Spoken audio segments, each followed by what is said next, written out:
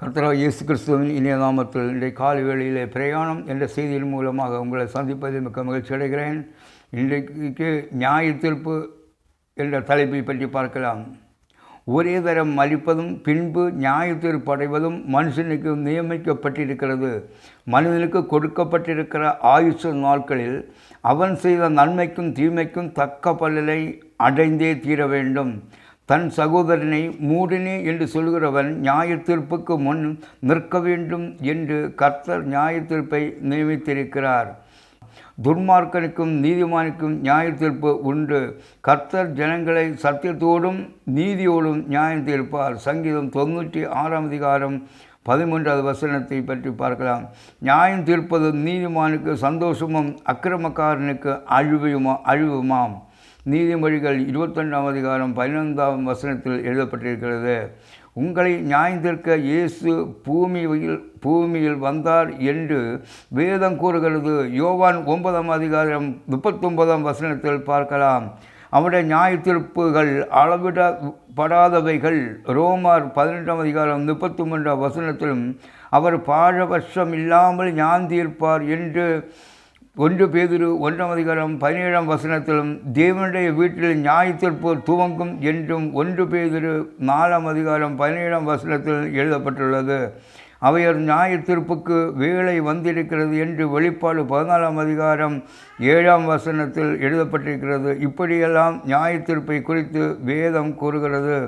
தேவ பக்தி இல்லாதவர்களுக்கு நியாய தீர்ப்பு நியமிக்கப்பட்டிருக்கிறது என்று 2 பேதுரு 3 வசனத்திலும் நமக்கு விரோதமாய் அவபக்தி உள்ள பாவிகள் பேசின வார்த்தைகள் எல்லாவற்றின் நிமித்தம் அவர்களை தண்டிக்கிறதற்கும் ஆயிரமான தமது பரிசுத்தவான்களோடு கர்த்தர் வருகிறார் என்று யூதா 1 வசனத்தில் கூறுகிறது. ஜாதிகள் கோபித்தார்கள், அப்பொழுது உம்முடைய கோபம் மூண்டது. மருத்துவர் நியாயத்தை படைகிறதற்கும் தீர்க்கதரிசி ஆகிய உம்முடைய ஊழியக்காரருக்கும் பரிசுத்தவான்களுக்கும் உமது நாமத்தின் மேல் பயபக்தியாய் இருக்கிற சிறியோர் பெரியோருக்கும் பலனளிக்கிறதற்கும் பூமியை கெடுக்கிறவர்களை கெடுக்கிறதற்கும் காலம் வந்தது என்று சொல்லி தேவனை தொழுது கொண்டார்கள். வெளிப்பாடு 18 வசனத்தில் நியாய தீர்ப்பை குறித்து எச்சரிக்கப்படுகிறது. அன்றியும் மனுஷகுமாரன் தமது மகிமை பொருந்தினவராய் சகல பரிசுத்த தூதரோடும் கூட வரும்போது தமது மகிமையுள்ள சிங்காசனத்தின் மேல் வீற்றிருப்பார். அப்பொழுது சகல ஜனங்களும் அவருக்கு முன்பாக சேர்க்கப்படுவார்கள். மேய்ப்பனானவன் செம்மறி ஆடுகளையும் வெள்ளாடுகளையும் வெவ்வேறாக பிரிக்கிறது போல அவர்களை அவர் பிரித்து செம்மறி ஆடுகளை தமது வலது பக்கத்திலும் வெள்ளாடுகளை தமது இடது பக்கத்திலும் நிறுத்துவார். அப்பொழுது ராஜா தமது வலது பக்கத்தில் நிற்கிறவர்களை பார்த்து, வாருங்கள், என் பிதாவினால் ஆசிர்வதிக்கப்பட்டவர்களே, உலகம் உண்டானது முதல் உங்களுக்காக ஆயத்தம் பண்ணப்பட்டிருக்கிற ராஜ்யத்தை சுதந்திரித்து கொள்ளுங்கள். பசியாயிருந்தேன், எனக்கு போஜனம் கொடுத்தீர்கள். தாகமாயிருந்தேன், என் தாகத்தை தீர்த்தீர்கள். அந்நியனாயிருந்தேன், என்னை சேர்த்து கொண்டீர்கள். வஸ்திரமில்லாதிருந்தேன், எனக்கு வஸ்திரத்தை கொடுத்தீர்கள். வியாதியாயிருந்தேன், என்னை விசாரிக்க வந்தீர்கள். காவலில் இருந்தேன், என்னை பார்க்க வந்தீர்கள். அப்பொழுது நீதிமான்கள் அவருக்கு பிரதியுத்தரமாக, ஆண்டவரே, நாங்கள் எப்பொழுது உம்மை பசியுள்ளவராக கண்டு உமக்கு போஜனம் கொடுத்தோம்? எப்பொழுது உம்மை தாகமுள்ளவராக கண்டு உம்முடைய தாகத்தை தீர்த்தோம்? எப்பொழுது உம்மை அந்நியராக கண்டு உம்மை சேர்த்து கொண்டோம்? எப்பொழுது உம்மை வஸ்திரமில்லாதவராக கண்டு உமக்கு வஸ்திரம் கொடுத்தோம்? எப்பொழுது உம்மை வியாதியுள்ளவராகவும் காவலில் இருக்கிறவராகவும் கண்டு உம்மிடத்தில் வந்தோம் என்பார்கள்.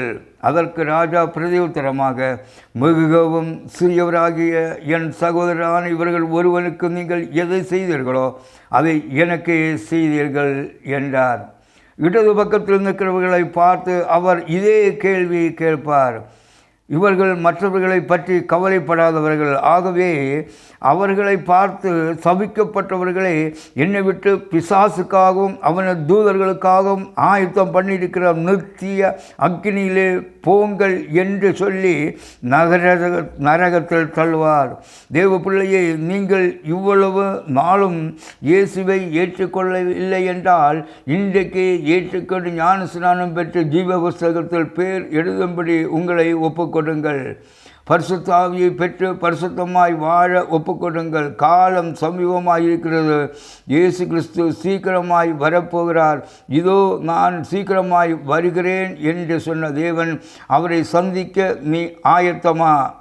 17 நாட்களாக அநேக காரியங்களை பற்றி எழுதினேன். தொடர்ந்து சில சம்பவங்களை பார்த்துவிட்டு இயேசு கிறிஸ்துவின் 2ஆம் வருகையை பற்றி கடைசியாக பார்க்கலாம். கர்த்தர் உங்களை ஆசீர்வதிப்பாராக. அடுத்த தொடரில் 666 ரகசியத்தை பார்க்கலாம்.